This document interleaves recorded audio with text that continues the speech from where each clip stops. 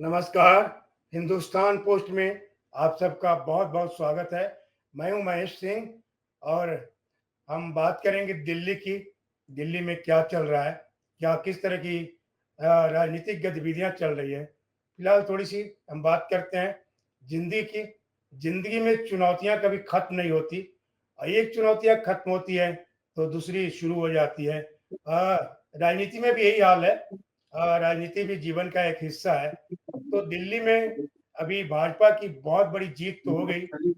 70 सीटों में से 48 सीटों पर भाजपा की जीत और 22 पर आम आदमी पार्टी को 22 सीटों पर जीत हुई है। भाजपा की बड़ी जीत है, धमाकेदार जीत है, लेकिन अब दूसरे स्तर, दूसरे लेवल की चुनौतियां हैं। तो उस इस बारे में बात करने के लिए दिल्ली से हमारे साथ जुड़ रहे हैं राजनीतिक विश्लेषक नरेश वत्स जी। नरेश जी, आपका बहुत-बहुत स्वागत है हिंदुस्तान पोस्ट में। अ अभी जीत तो हो गई भाजपा की। 70 में से 48 सीटों पर भाजपा की जीत हुई है और बहुत ही जश्न मनाया जा रहा है पार्टी में। जाहिर है केजरीवाल की पार्टी, आम आदमी पार्टी में निराशा छाई हुई है। तो अब जो है चुनौतियां और भी आगे भी है भाजपा के लिए। जीतने के बावजूद ये है कि मुख्यमंत्री किसे बनाया जाए, उसकी प्राथमिकता तय करनी है कि जनता को जो भरोसा दिया है, वादे किए हैं, वो कैसे पूरे किए जाएं। तो हम सबसे पहले जानना चाहेंगे कि मुख्यमंत्री किसे बनाया जा सकता है। हालांकि कुछ 3-4 नामों पर चर्चा चल रही है इस समय। सबसे पहले नंबर पे परवेश वर्मा जी हैं, दूसरे नंबर विजेंद्र गुप्ता और मनेंद्र सिंह सिरसा, और महिलाओं में रेखा गुप्ता का नाम चल रहा है। बासुरी स्वराज का भी नाम लिया जा रहा है। नरेश जी, ये इसमें से सबसे जो पहले पहले क्रम पे कौन है अव्वल नंबर पे इन इतने नाम जो मैंने लिए हैं? सबसे पहले तो मैं अपने हिंदुस्तान पोस्ट के सभी दर्शकों का अभिनंदन करता हूं और जी। दिल्ली में जिस तरह से भाजपा की जीत हुई है, सभी अपने अपने जो दावे हैं वो पेश कर रहे हैं, लेकिन कोई मुखर होकर इस समय नहीं बोल रहा है। जी। जैसा कि आपने बताया है कि परवेश वर्मा का नाम सबसे ऊपर चल रहा है, मनिंदर सिंह सिरसा का नाम चल रहा है, लेकिन हमें यह देखना होगा कि भाजपा का जो शीर्ष नेतृत्व है वो जिस तरह से मुख्यमंत्री के उम्मीदवारों का चयन करता है, या ये कहिए कि हर बार वो चौंकाता है। हम ये भी कह सकते हैं कि जो शीर्ष नेतृत्व है वो एक सेकंड जो लीडरशिप है वो तैयार कर रहा है। जैसे आपने देखा मध्य प्रदेश में मोहन यादव जी जो हैं वो आए हैं, राजस्थान में भजनलाल भजनलाल शर्मा जी आए हैं, और इसी तरह से जो उड़ीसा रूसपा है, तो दिल्ली हाँ, भी उससे कुछ अलग नहीं होगा। छत्तीसगढ़ में हमें भी। ये देखना होगा कि बिहार के चुनाव हो रहे हैं, और दूसरा पंजाब भी जो है वो भी एक भाजपा के लिए एक सबसे बड़ी चुनौती है, या कहिए कि उसने ये संकल्प है कि वहां भी सत्ता में लौटना होगा। जो समझ में आ रहा है कि परवेश वर्मा क्यों मुख्यमंत्री हो सकते हैं, साहब सिंह वर्मा के हैं, जाट लीडर है, जी, बिल्कुल। क्योंकि अगर परवेश वर्मा को मुख्यमंत्री बनाती है लीडरशिप, तो एक जाट लीडर के रूप में जो है उनके पास एक छत्र जो ऐसा नेता होगा, और उनका राजस्थान से लेकर पश्चिमी उत्तर प्रदेश हरियाणा तक भी उसका प्रभाव होगा। लेकिन जो दूसरा नाम है वो मनजिंदर सिंह सिरसा का है, जी। क्योंकि जिस तरह से किसान आंदोलन हुआ है और पंजाब में सिखों को लेकर जो एक बात कर रहे हैं, और हुँ, सिरसा ने सबसे पहले एक इंटरव्यू में भी ये बात कही है कि प्रधानमंत्री जी जब उनसे पहली बार मिले तो उन्होंने कहा वाहेगुरु दी खालसा वाहे द फतेह, तो उसने कहा फतेह हो गई, कहती हाँ फतेह हो गई। और मनजिंदर सिंह सिरसा ने वहां संदेश देने की कोशिश की है कि प्रधानमंत्री सिख समुदाय के हर मुद्दे को बड़ी संवेदनशीलता से हल करते हैं, तो ये लगता है। और विजेंद्र गुप्ता की बात जब चल रही है तो उनकी क्या खास बात है? क्यों उनको मुख्यमंत्री बनाया जा सकता है?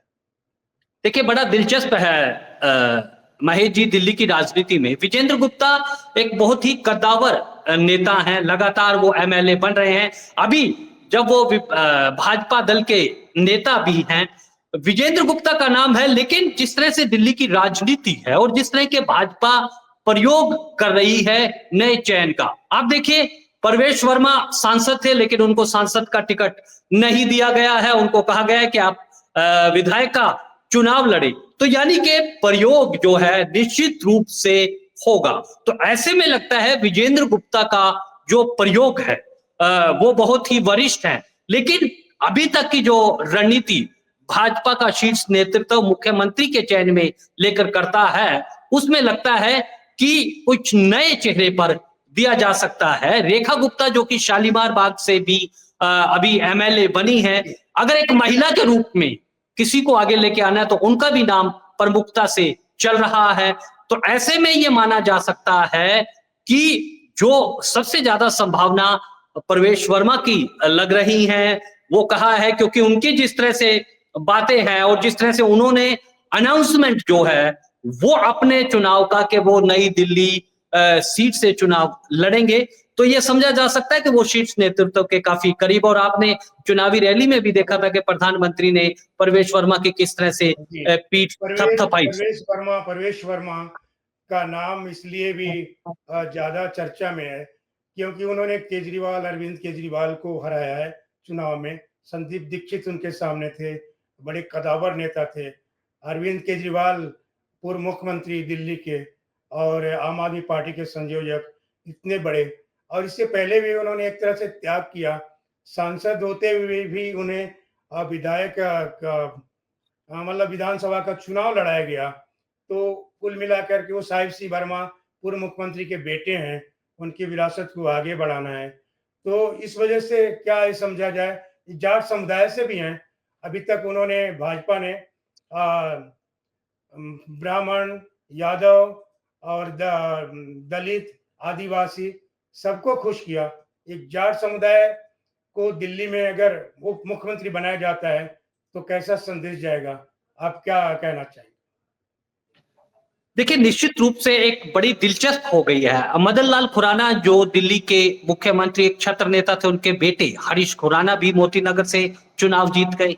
बांसुरी स्वराज जो सुषमा स्वराज की बेटी हैं, सुषमा जी दिल्ली की मुख्यमंत्री रही हैं, वो सांसद हैं और वो जब सांसद बन गई है तो शायद उन पर वो दाव नहीं लगाया जाएगा। साहब सिंह वर्मा जो कि सीएम रहे हैं और उनका जो एक जितनी भी सीटें जाट बाहुल्य क्षेत्र है वो भाजपा ने इस बार जीती हैं, लगभग 12 सीटों पर जो है वो प्रभाव रहा है। तो इसको लेकर भी ये समझा जाता है कि प्रवेश वर्मा का जो नाम है वो आगे हो सकता है, लेकिन जो चौंकाने वाली बात है वो किसी भी समय हो सकती है क्योंकि शीर्ष नेतृत्व हर बार जो फैसला है वो अलग ढंग से ही लेता है, चौंकाता है। अब बिहार चुनाव भी अगले नवंबर दिसंबर में होने हैं, तो क्या ये भी जो शीर्ष नेतृत्व है भाजपा का, तो क्या भी ये बिहार के बारे में भी सोच समझ कर निर्णय लेगी?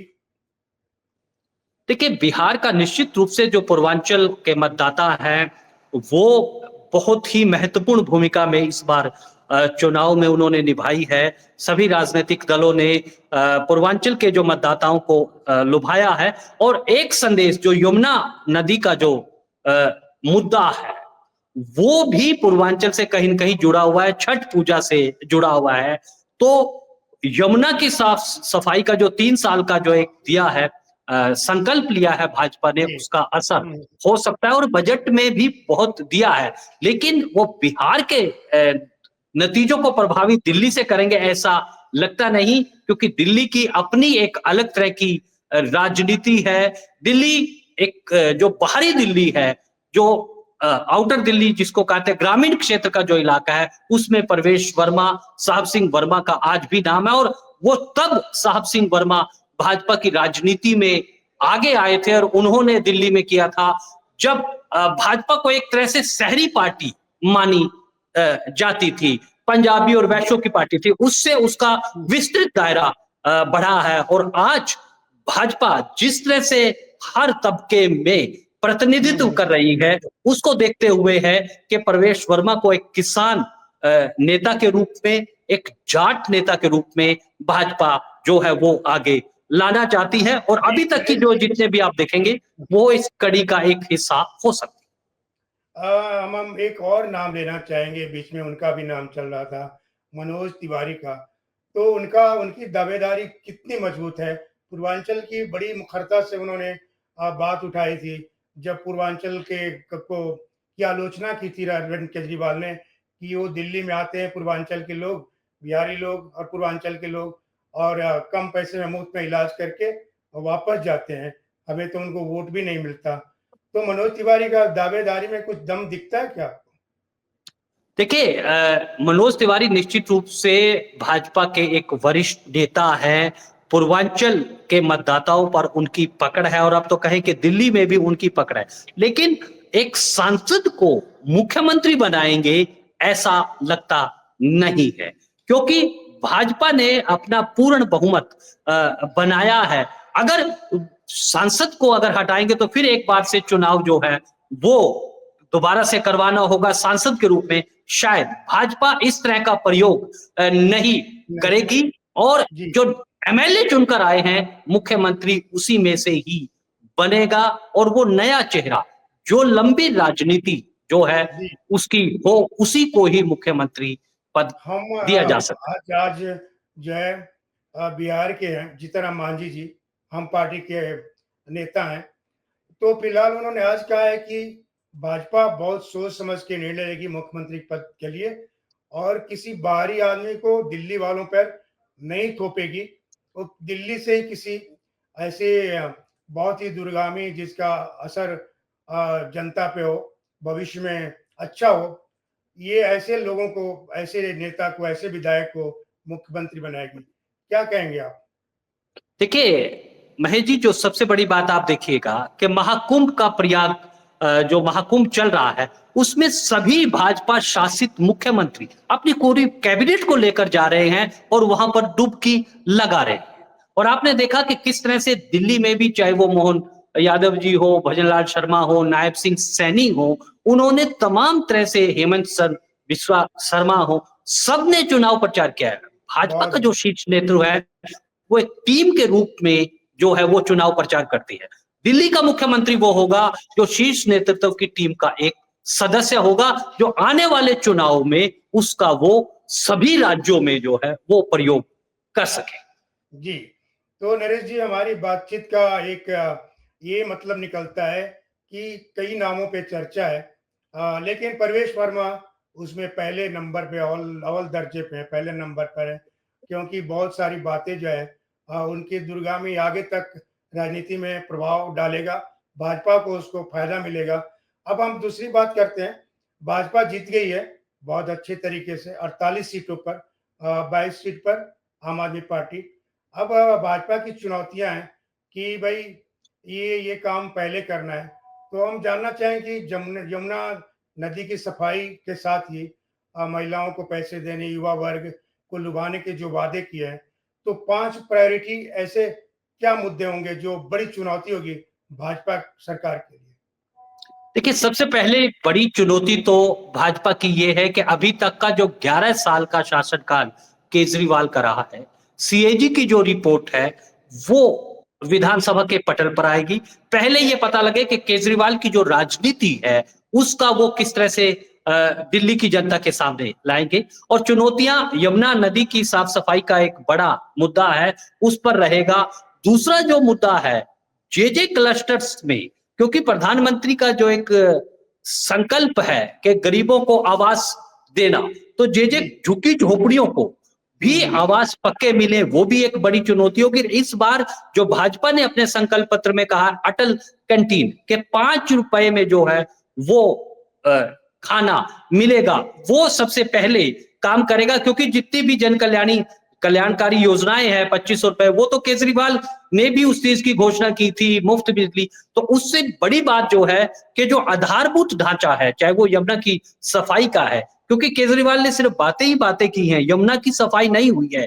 तो यमुना का जो आधारभूत ढांचा जब तक तैयार नहीं होगा, उसकी सफाई नहीं होगी।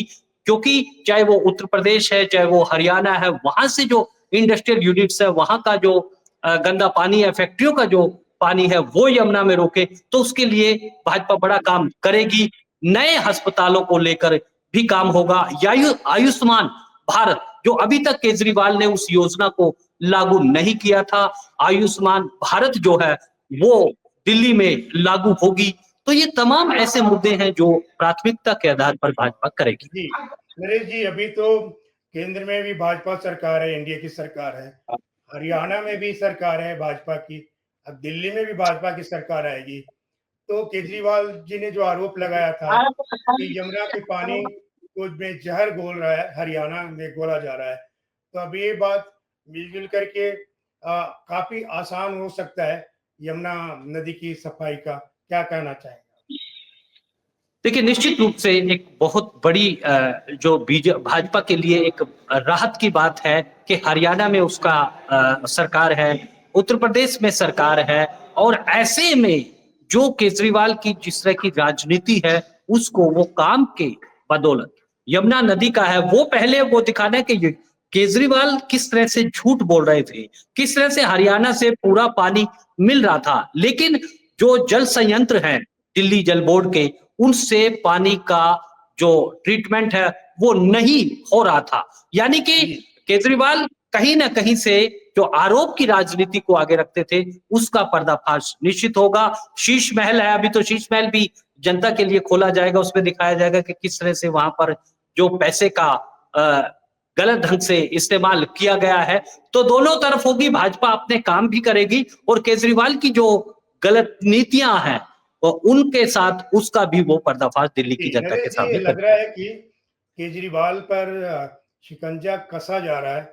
अभी देखिए, एसीबी ने नोटिस जारी किया था, उसके अभी तक उन्होंने जवाब नहीं दिया, केजरीवाल और मनीष सिसोदिया जी ने। तो ऐसा लग रहा है कि क्या भविष्य में इनकी गिरफ्तारी भी हो सकती है?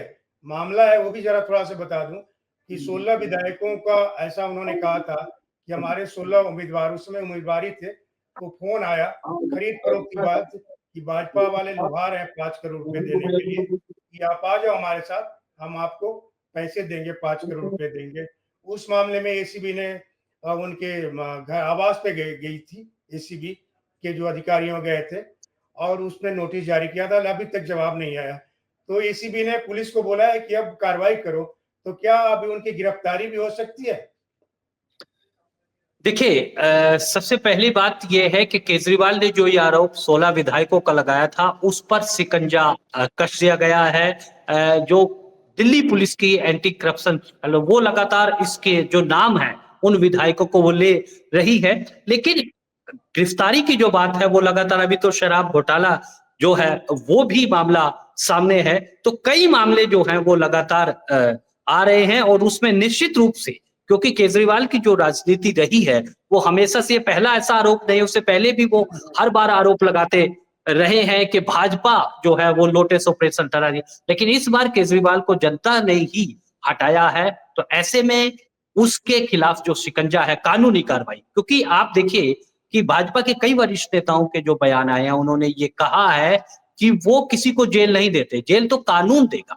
तो अब बिल्कुल। केजरीवाल को जो कानूनी की प्रक्रिया है उस पर देना है, लेकिन केजरीवाल अब जो सबसे बड़ा एक अपने लिए सुरक्षित कर रहे हैं कि वो चाहते हैं कि किसी तरह से कोई संवैधानिक पद पर वो हो। तो ऐसे में पंजाब से क्या राज्यसभा जाएंगे, ये देखने वाली बात दिलचस्प हो। नरेश जी, ऐसा लग रहा है कि आम आदमी पार्टी का भाजपा से बड़ी दुश्मन कांग्रेस हो गई है। दिल्ली में उसने हराने में आम आदमी पार्टी को, केजरीवाल की पार्टी को बहुत महत्वपूर्ण रोल उसने निभाया। और अब पंजाब में भी देखिए, प्रताप सिंह बाजवा जो नेता प्रतिपक्ष हैं पंजाब में, अब उन्होंने एक तरह से मोर्चा खोल दिया है, कहा है कि 30 विधायक हमारे समर्थन में है। तो क्या लग रहा है आपको कि भाजपा से बड़ी दुश्मन कांग्रेस हो गई आम आदमी पार्टी के लिए? दिल्ली के बाद अब पंजाब में भी खेला करने जा रही है भाजपा, नजर रख रही है, आगे देखेंगे। लग नहीं रहा है कि केजरीवाल से संभल पाएगा, लेकिन क्या आपको लग रहा है कि ऐसा कांग्रेस जो है आम आदमी पार्टी को भाजपा में भी बड़ा नुकसान पहुंचाएगी? देखिए महेश जी, एक चीज देखनी होगी कि भाजपा का जो वोट प्रतिशत है दिल्ली में वो लगातार अमूमन रहा है और भाजपा लगातार लोकसभा की 7 सीटें भी जीत रही है। ये जो आपने सवाल किया है, आम आदमी पार्टी की अगर दुश्मन नंबर 1 है वो कांग्रेस है, और कांग्रेस का अगर कोई दुश्मन नंबर 1 है तो वो आम आदमी पार्टी है, क्योंकि आम आदमी पार्टी ने कांग्रेस के ही वोट बैंक को लेकर किया है।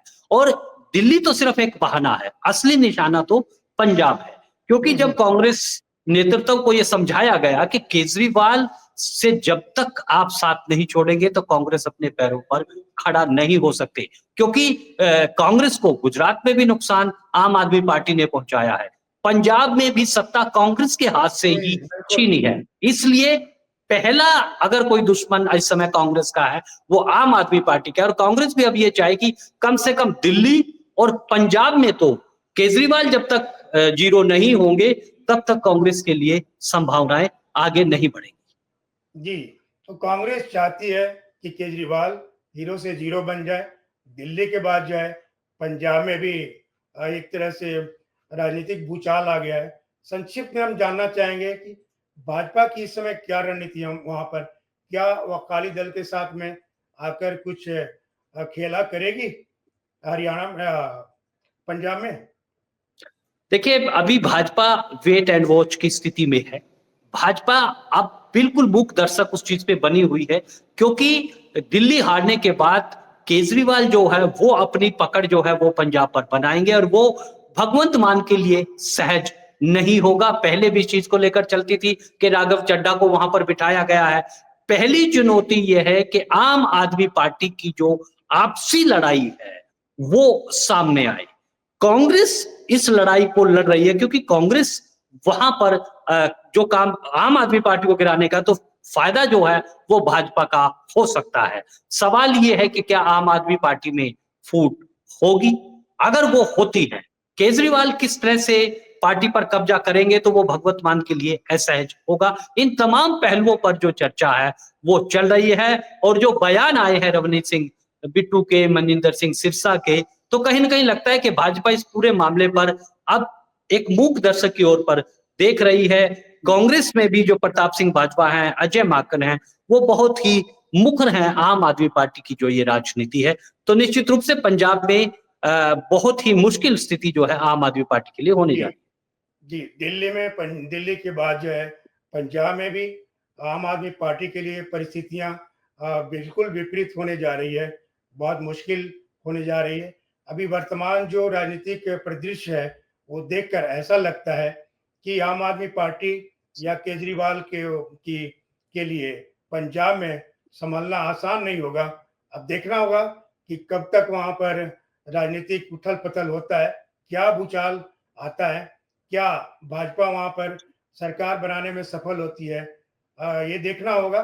फिलहाल इस कार्यक्रम को हम यहीं विराम देते हैं। अगले कार्यक्रम में फिर मिलेंगे। बहुत-बहुत धन्यवाद। नमस्कार।